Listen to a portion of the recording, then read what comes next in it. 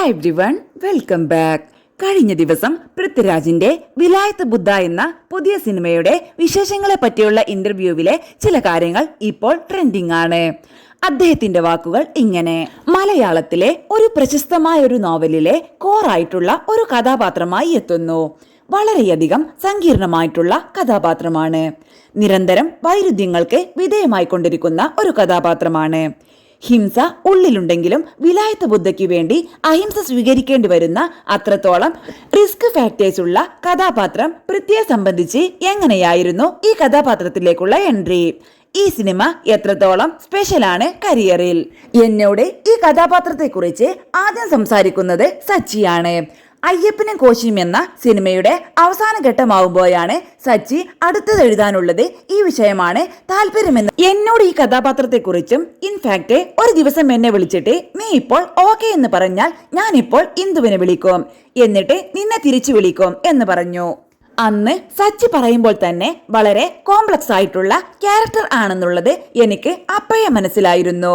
പിന്നീടാണ് ഇന്ദുവിന്റെ വർക്കുകൾ കൂടുതൽ വായിക്കുകയും അറിയുകയും ഇന്ദുവുമായി ചർച്ച ചെയ്യുകയും ചെയ്തിട്ടുണ്ട്. എനിക്ക് ഒരു കാര്യം മനസ്സിലായത്, ഞാൻ ഇന്ദുവിന്റെ റൈറ്റിംഗിന്റെ ഭയങ്കര ഫാനാണ്. പക്ഷേ അതിനേക്കാൾ ഭയങ്കര ഫാനാണ് ഇന്ദുവിന്റെ ക്യാരക്ടർ ആർക്കുകളുടെ. ഭയങ്കര രസമുള്ള കഥാപാത്രങ്ങൾ സൃഷ്ടിക്കുന്ന ഒരു റൈറ്ററാണ് ഇന്ദു. ഇന്ദുവിന്റെ ഒരു ക്യാരക്ടർ എന്ന് പറയുമ്പോൾ എപ്പോഴും ഒരു ആക്ടേഴ്സിന് അട്രാക്റ്റീവ് ആയിരിക്കും. കാരണം അതിനകത്തൊരു വലിയ ബോഡി ഉണ്ടാവും, അതിനകത്ത് കോംപ്ലക്സിറ്റീവ്സ് ഉണ്ടാവും. പലപ്പോഴും ഉള്ളിൽ ഒരുപാട് കോൺഫ്ലിക്റ്റുകൾ ക്യാരി ചെയ്യുന്ന ക്യാരക്ടേഴ്സ് ആവും.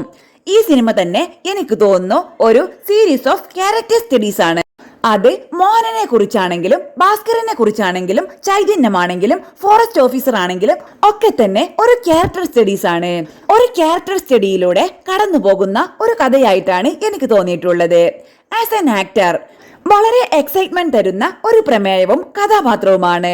അത് വളരെ മനോഹരമായി കൺസീവ് ചെയ്യാൻ കഴിവുള്ള ഒരു സംവിധായകൻ ഈ സിനിമയുടെ സംവിധാന ചുമതല ഏറ്റെടുത്തു. ജയൻ വളരെ ഭംഗിയായിട്ട് ഈ സിനിമ ചെയ്തു എന്ന് ഞാൻ വിശ്വസിക്കുന്നു. തീർച്ചയായിട്ടും എന്നെ സംബന്ധിച്ചിടത്തോളം ഞാൻ വളരെ എൻജോയ് ചെയ്തിരുന്നു. വളരെ എക്സൈറ്റഡ് ആയിട്ട് നോക്കിക്കാണുന്ന ഒരു കഥാപാത്രമാണ്. പ്രേക്ഷകർക്കും അങ്ങനെ തോന്നട്ടെ എന്ന് പ്രാർത്ഥിക്കുന്നു, ആഗ്രഹിക്കുന്നു.